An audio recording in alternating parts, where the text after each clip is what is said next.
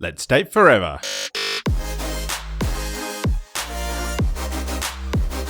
Here's your weekly dose of relationship fuel with Sammy and Nathan Yeager. Hello and welcome to Date Forever. In this week's episode, we're going to be chatting about our recipe for how we're going to fuel up our relationship this year. But before we dive into that, Sammy, what's been fueling up this week? Early Jan. Yeah. Back at work. Back into it. But what fueled me up this past week or so was our little staycation. We were house sitting for a friend who's got 3 dogs and 2 teenage boys. So we got to have a little New South Wales staycation at their place. Our dog was with us too. And it gave us a chance to go to a different beach every day. Yeah, it did. Yeah, so that really fueled me up, just being in a different space and away from home. Over the holiday break, we kind of turned our apartment upside down and did a bit of like spring clean in summer. So it was really nice to be in a different environment where those kind of tasks and little household projects weren't just right there looking at me. Yeah. So although the tweaks to the humming household definitely fueled me up, it was really nice to be in a different environment and have like a hybrid sort of workcation, staycation, a little bit of downtime and lots of time at the beach, which always fuels me up. Yeah. What about you, Nath? What fueled you up? Yeah, that's exactly what fueled me up as well. And I think just like you said, it was really nice to be in a space. And like, yes, you still have to do some of the day-to-day kind of chores and things like that. But it's the big ticket tasks and stuff like that that may be lingering in the back of your mind at home that we kind of got to forget about for a week and just enjoy some time together and some time away. So yeah, that really fueled me up. The other thing that fueled me up was our little date night. And I want to share this because I think it's a valuable lesson that we've learned, is that Nath went to quite a bit of effort to book in a date night while we were away, did some research, stalked the gram, stalked the reviews, booked a place for dinner, and we turned up and it just wasn't it. No, it wasn't. The vibes were not there. And they were missing half the menu. And what was there was pretty overpriced. So we sat down and had a little bit of a look, and then we looked at each other and went, yeah, nah. Very Aussie. And we left the semi-fancy restaurant and went for cheap eats Thai food instead. Yeah. Went to the bottle-o, got a cheap bottle of wine. Yeah, and we sat outside on plastic chairs and ate Thai food, chatted all night. We were the last ones in the restaurant. And then because we felt like dessert, went home via Woolworths to get ice cream on a stick. And it was magical. Yeah, it was great, wasn't it? I could go one of those ice creams right now. Yeah. Connoisseur Rocky Road, if anyone's wondering. But I think it was just a really good reminder for us that dates do not have to be fancy at all. And the just quality intentional time together was what we were both hanging out for. Yeah. I think just as well, stick to your guns. Like if you have a feeling that if you're not vibing something and there's no need to stick it out, you can change direction and it's not a big deal. Life is too short to eat where you don't want to eat. That's it. So in the last couple of weeks, we have shared our annual game plan, the process that we go through to set ourselves up for success every year. And we've been doing it for quite a few years now. And then we shared a little bit about what worked for us in 2023 and what we're planning to do to keep our tanks fueled up in 2024 to live that really beautiful fueled up life. So I just want to do a quick little recap of our 8 fuel tanks that we're trying to keep topped up in 2024, and then do a little bit of a deep dive into our relationship tank and the things that we're planning to do to really keep that tank topped up. So the 8 tanks of a beautiful fueled up life. Number 1, your relationship with yourself. Number 2, romantic relationship. Number 3, relationships and network. Number 4, humming household. Number 5, career and business. Number 6, wealth and lifestyle. Number 7, the world. Number 8, the future. So when we're living intentionally and we've got clarity about what we want, consistency in our habits to keep adding fuel to those tanks. We've got the connections in our life to help keep those tanks topped up. And we celebrate our achievements and our contributions to those tanks. We get to live a really beautiful, fueled up life, which is what I'm endeavoring to do, what Nate's endeavoring to do, and what we love sharing with you on the podcast. But today's episode is going to be specifically about our romantic relationship.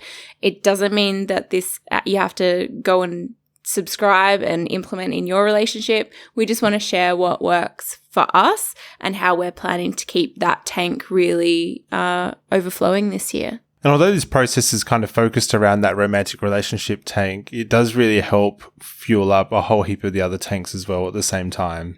Yeah, absolutely. There's like triple wins for some of these. Yeah, there is. Yeah. So I think we'll start with the big picture, because I already mentioned it, is that every year we do our annual game plan, where we take 2 days to intentionally plan the year ahead. And during that day that we had at the end of 2023, we planned out quite a bit of time for each other in that annual game plan. We also set a bunch of shared goals and things that we're working on together across all of those 8 different tanks. Yeah, and a few individual goals as well. So if you want more information on that annual game plan, go back a few episodes, find the episode that we did on that and have a listen. Yeah, or if you just want to grab the agenda, you can grab it at sammyjaeger.com/AGP. So next up, we have our seasonal sessions. So these are sessions that we hold quarterly. So what this is really there to do is to break down our annual goals into quarterly chunks that are much more manageable, and to really set some intention for the quarter. So what we kind of found in our annual game plan process is that there's a few of our goals that we want to achieve kind of in the first quarter, or that we need to make some really good headway on in the first quarter or maybe the first half of the year. So we then kind of plan out these goals and the little sprints that we're going to do for each of our annual goals in these quarters. So every quarter we have that seasonal check-in to see how we've gone with achieving some of those maybe overall goals or the parts of goals, the progress towards the big goals. And also just take this opportunity to check in on our fuel tanks, make sure that they're still at a reasonable level, or that we haven't let any one tank slide too far, or that we're intentional about which tank we're adding fuel to. Yeah, and like when we're saying seasonal sessions, like we do this at the change of the season. So right now in Australia, we're in the middle of January and we are in the middle of summer. So an example of one of the big goals that we set for this year is to take a really big sort of 5 or 6 week European adventure. So we need to do the planning, budgeting, booking flights, all of that good stuff in this quarter so that we can enjoy it when we roll around to Aussie winter and we don't want to be here. We want to be in Europe. So those seasonal sort of check-ins like help us hold one another accountable, and they also help us get unstuck if we have lost a little bit of mojo or momentum with some of our goals too, is that we can have that chance to check back in on the big picture of like, what are we trying to do this year and how far have we made it already? And I know last year we had a very, very, very slow first quarter to our year, our summer quarter. Yeah, we did nothing last summer. So this seasonal check-in was a really good opportunity for us to kind of regroup, get connected with our big goals again, and then reset the intention for what we wanted to achieve for the remainder of the year. So then at a monthly level, we normally do this on like a Saturday morning.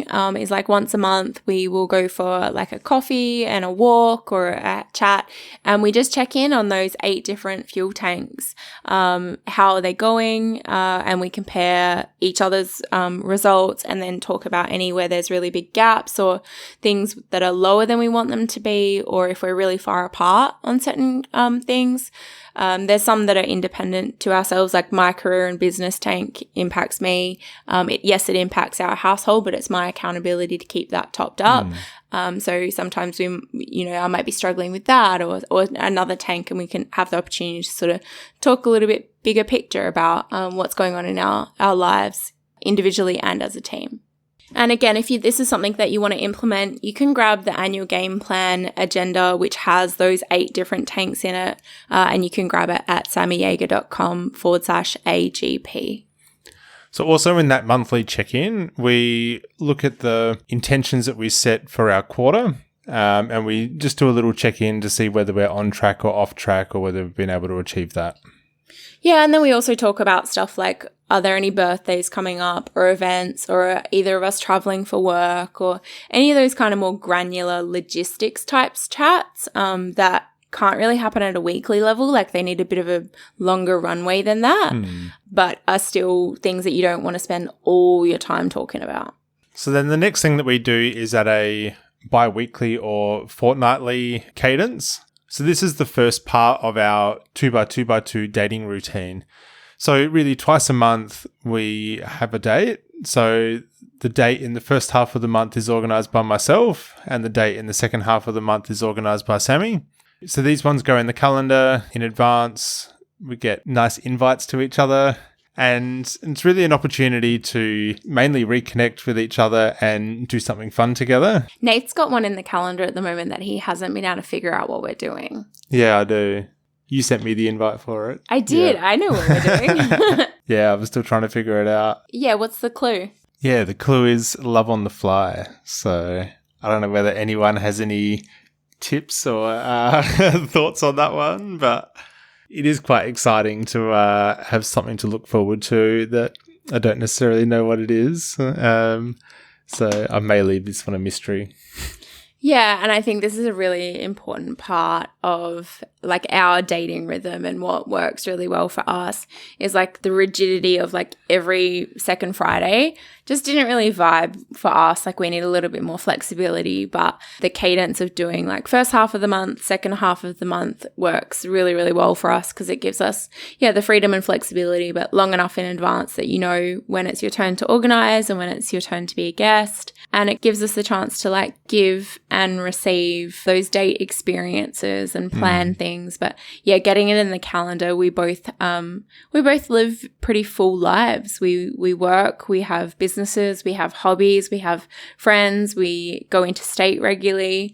So we're very aware that if we don't prioritize our quality time and get it into the diary, that it can very easily fall to the bottom of the priority list and kind of just slip off, which is what we don't want to happen. So we try to be really intentional and proactive about date night or date day. So if you haven't heard us talk about this 2x2x2 concept before, the second part of the 2x2x2 is that every 2 months we have a night away.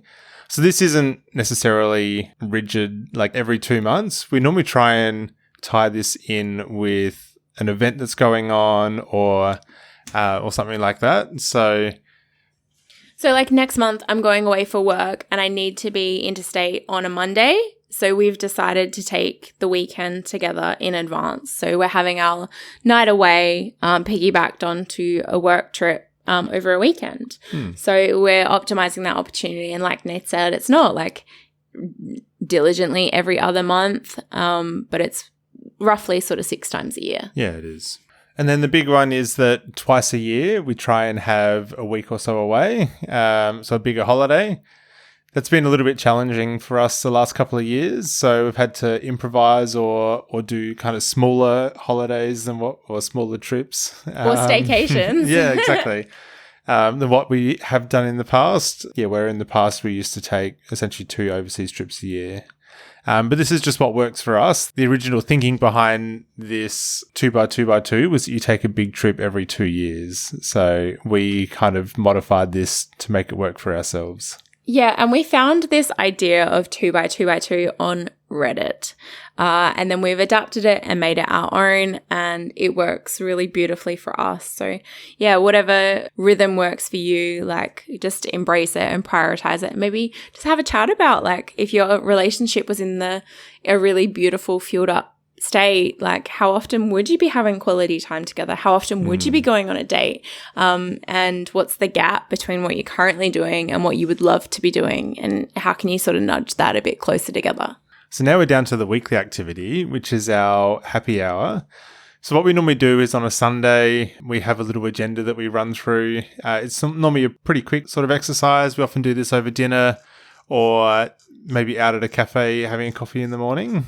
So this was inspired by a couple of our early podcast guests, Harry Goldberg and Tristan Schifo.